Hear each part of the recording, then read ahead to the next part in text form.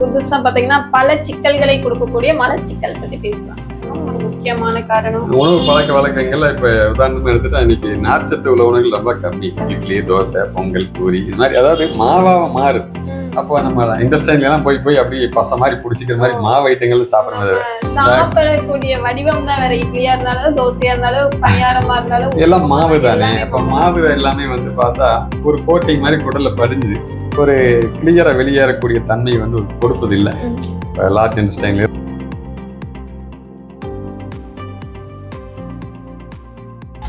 அன்பே சிவம். வணக்கம். அனைவரையும் அகலையும் யூடியூப் சேனலுக்கு அன்புடன் வரவேற்கிறோம். இன்றைக்கு நம்ம புதிதாக ஒரு டாபிக்ல பேசலாம். என்ன பேசுவோம்? இன்னைக்கு புதுசா பாத்தீங்கன்னா பல சிக்கல்களை கொடுக்கக்கூடிய மலச்சிக்கல் பத்தி பேசலாம். ரைட், ரொம்ப முக்கியமான தலைப்பு தான். பல சிக்கலை தரக்கூடிய மலச்சிக்கல். நல்ல ரைமிங்கா தான் இருக்கு. ஓகே, இப்போ மலச்சிக்கல் அப்படின்னா இது ஆமா இயற்கை மருத்துவத்திலே கூட அதான் சொல்றோம். கழிவுகள் தேக்கம் நோய், கழிவுகளுடைய நீக்கம் ஆரோக்கியம். அப்ப கழிவுகள் தேக்கத்திலேயே வந்து இந்த மலச்சிக்கல் அப்படிங்கிறது வந்துருது. இது இல்லாம வேற எதுவும் காரணங்கள் இருக்கா மலச்சிக்கல் வருவதற்கு? நிறைய காரணம் இருக்கு இல்லைங்களா. நம்மளோட உணவு பழக்க வழக்கம் ஒரு முக்கியமான காரணம். உணவு பழக்க வழக்கங்கள்ல இப்ப உதாரணமா எடுத்துட்டா இன்னைக்கு நார்ச்சத்து உள்ள உணவுகள் ரொம்ப கம்மி. இட்லி, தோசை, பொங்கல், பூரி இது மாதிரி அதாவது மாவாக மாறுது. அப்போ நம்ம இண்டஸ்ட்ரியல் எல்லாம் போய் அப்படி பச மாதிரி பிடிச்சிக்கிற மாதிரி மாவு ஐட்டங்கள் சாப்பிடக்கூடிய வடிவம் தான் வேற. இட்லியா இருந்தாலும் தோசையா இருந்தாலும் பணியாரமா இருந்தாலும் எல்லாம் மாவு தானே. அப்ப மாவு எல்லாமே வந்து பார்த்தா ஒரு கோட்டிங் மாதிரி குடல்ல படிஞ்சு ஒரு கிளியரா வெளியேறக்கூடிய தன்மை வந்து கொடுப்பது இல்லை. லார்ஜ் இண்டஸ்ட்ரியன்ல இருந்து வெளியில மலைக்கூட இருந்து வெளியில போகணும் இல்லையா. செரிமானத்துக்கு அப்புறம் இருக்கக்கூடிய இதெல்லாம் பார்த்தா இந்த மாவு பொருளாவே நம்ம சாப்பிட்றதுனால இது எல்லாமே வந்து மலச்சிக்கலா இருக்கு. இது ஒரு ஃப்ரீயா போறது இல்லை. நார்ச்சத்து உள்ள உணவுகள், ஃபைபர் கண்டென்ட்னு சொல்லுவாங்க இல்லையா. நார்ச்சத்து உள்ள உணவுகளை வந்து இப்போ முதல்ல எல்லாம் வந்து பார்த்தா நம்ம சாப்பிடக்கூடிய அரிசியே வந்து பார்த்தா கைக்குத்தல் அரிசியா இருக்கும். அதுல ஒரு ஃபைபர் கோட்டிங் இருக்கும், நார்ச்சத்து இருக்கும். அப்ப அதை சாப்பிடும் போதெல்லாம் வந்து சாதமே சாப்பிடுவோம். அரிசி சாதமே சாப்பிட்டா கூட யாருக்கும் மலச்சிக்கல் அப்படிங்கிறது இருக்காது. இன்னைக்கு பாலிஷ் பண்ண அரிசி நீங்க சாதமா சாப்பிட்டாலும் சரி, இட்லி தோசையா சாப்பிட்டாலும் சரி, எல்லாமே மாவு பொருளா தான் இருக்கு. இதுல என்னன்னு கேட்டா சாப்பிடக்கூடிய பொருளெல்லாம் நாங்க அளவா தாங்க சாப்பிட்றோம், எளிமையா சாப்பிட்றோம். ஆனாலும் வந்து பார்த்தா மலச்சிக்கல் ஏன் உருவாகுது அப்படின்னு கேட்கறாங்க. என்னன்னா இந்த நார்ச்சத்து உள்ள உணவுகள் வந்து கீரைகளை, காய்கறிகளை இதுல எல்லாம் இருக்கு. நாம் இதை அதிகம் எடுத்துக்கொள்வதே இல்லை.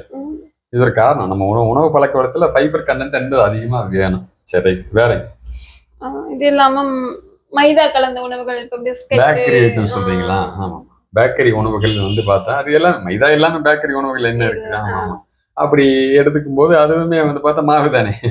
மைதாவும் ஒரு மாவு தான். அப்போ இந்த உணவுகளும் வந்து மலச்சிக்கல் உண்டாக்கும். குறிப்பா வந்து பேக்கரியில் பயன்படுத்தக்கூடிய அந்த உணவு தயாரிப்புகளை பயன்படுத்தக்கூடிய பல்வேறு ரசாயனங்கள் வேறு பிரச்சனை உண்டாக்குது. குறிப்பா மலச்சிக்கலையும் உண்டாக்கும். சரி, அதுக்கப்புறம் பாத்தீங்கன்னா நம்ம சாப்பிடும் போது நம்ம கவனம் வந்து நம்ம என்ன சாப்பிட்றோம் அப்படிங்கறதே இருக்கிறது இல்ல. இப்ப பாத்தீங்கன்னா போன் பார்த்துட்டு சாப்பிடுவோம், நிறைய பேசிட்டு சாப்பிடுவோம். நம்மளோட இப்ப வந்து ஜீரணம் வந்து சரியான முறையில இல்லாத போது மலச்சிக்கல் அப்படிங்கிறது இருக்கு. இப்ப நம்ம சாப்பிடக்கூடிய உணவு என்னங்கிறது நம்ம கண்கள் ஒரு மிகப்பெரிய ஒரு ஸ்கேனர். இப்ப சிலதெல்லாம் பாருங்க, சமையல் கட்டுல இருந்து ஒரு பொருள் சமைச்சிட்டு இருக்கும் போதே இங்க நமக்கு நாவல் எச்சில் வரும். ஏன்னா மூக்கின் வழியாக வந்து அந்த வாசனை நம்ம நுகரும் போதே நம்ம ஜீரணத்துக்கு தயாராகக்கூடிய சுரப்பிகள் எல்லாமே அதுக்கானதெல்லாம் வேலை செய்ய ஆரம்பிச்சிருக்கு. அப்போ மூக்கு வழியா சுவாசிக்கிறது, நாக்கு வழியா சுவைக்கிறது, கண் வழியா பார்க்கிறது, இது எல்லாம் சேர்ந்ததுதான் ஒரு நல்ல ஜீரணம். நல்ல செரிமானம் ஆகணும்னா எவ்வளவு விஷயங்கள் வந்து அதுல சம்மந்தப்படணும். நீங்க சொன்ன மாதிரி செல்போனை பார்த்துக்கிட்டோ வேற ஏதாச்சும் இடத்துல பேசிக்கிட்டோ கூட நம்ம சாப்பிடும்போது கவனம் உணவில் இருக்கிறது இல்லை. அப்ப இந்த ஸ்கேனருக்கு அங்க வேலை இல்லை. அப்ப என்ன கேட்டா அது முறையா போய் ஒவ்வொரு பொருளையும் வந்து ஒண்ணும் இல்லைங்க. இப்போ ஒரு நம்ம சாப்பிடக்கூடிய உணவுலேயே குழம்பு, ரசம், பொரியெல்லாம் சாப்பிடணும். எல்லாம் வெவ்வேறு கண்டென்ட். செரிமானத்துல உள்ள போய் எல்லாத்துக்கும் ஒரே மாதிரி எல்லாம் நம்ம கிரைண்டர் ஓட்டு அரைக்கிற மாதிரிலாம் ஒரே மாதிரில எல்லாம் கிடையாது. இப்போ நம்ம சாப்பிடக்கூடிய பொருள் மென்மையான பொருளும் இருக்கு, சில கடினமான பொருள் இருக்கும், பருப்பு இருக்கும், காய்கறிகள் இதெல்லாம் இருக்கு இல்லையா. இதுக்கெல்லாம் தகுந்த போல வெவ்வேறு விதமான நொதிகள் உள்ள சுரக்குது நம்ம உடம்புக்குள்ள. அப்ப ஜீரணமனத்துல இதுக்கெல்லாம் நடக்கணும்னா அது ஏற்கனவே ஸ்கேனிங்கில் இதுக்கான கமாண்ட் உள்ள போயிருக்கணும். இப்ப கண்கள், உமிழ்நீர், நம்ம சுவைத்து சாப்பிடக்கூடியது, மூக்கின் வழியாக வாசனை, இது எல்லாம் சேர்ந்ததுதான் ஒரு நல்ல ஜீரணத்தை கொடுக்கணும். இதன் வழியில ஏதாவது ஒரு கமாண்ட் வந்து உள்ள போறதுல கம்மி ஆயிடுச்சு அப்படின்னா கூட செரிமானத்துல அந்த அரைக்குறை தான் இருக்கு. அப்ப இதை தாண்டி வெளியில வந்து மலச்சிக்கலையும் வந்து பார்த்தா அதே இது எதிரொலிக்கத்தான் செய்யும். ஏன்னா சத்துக்கள் எல்லாம் பிரித்து அதை வெளியே அனுப்பு, சக்கையா மாத்தி வெளியே அனுப்பணும் இல்லையா.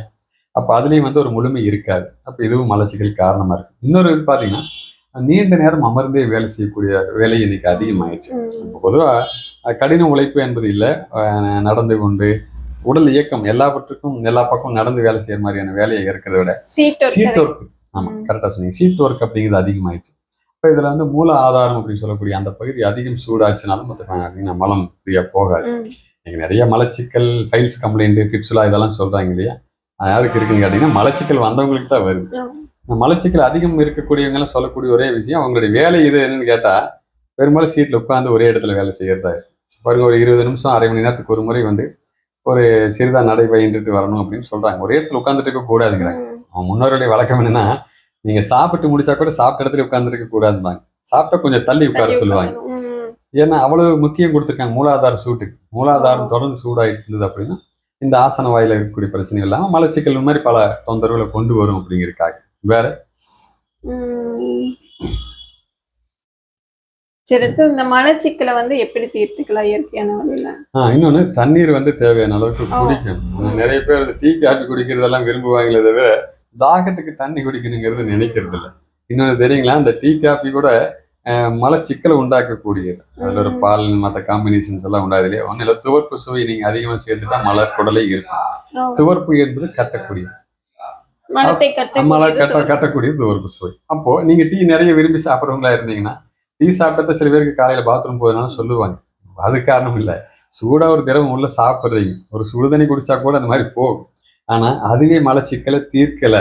நம்ம ஆட்கள் அப்படி தவறா புரிஞ்சுக்குவாங்க இல்லையா, அதுக்காக சொல்றேன். அப்போ துவர்ப்பு சுவையை வந்து நீங்க அதிகமாக எடுத்துட்டு இருக்கீங்க, தொடர்ந்து எடுக்கிறீங்க அப்படின்னா அந்த சுவையின் காரணமாக கூட மலச்சிக்கல் உண்டாகலாம். அப்ப இதுல எதெல்லாம் காரணம்ங்கிறத நம்ம தெரிஞ்சுக்கிட்டு அதை நம்ம சரி செய்யணும்.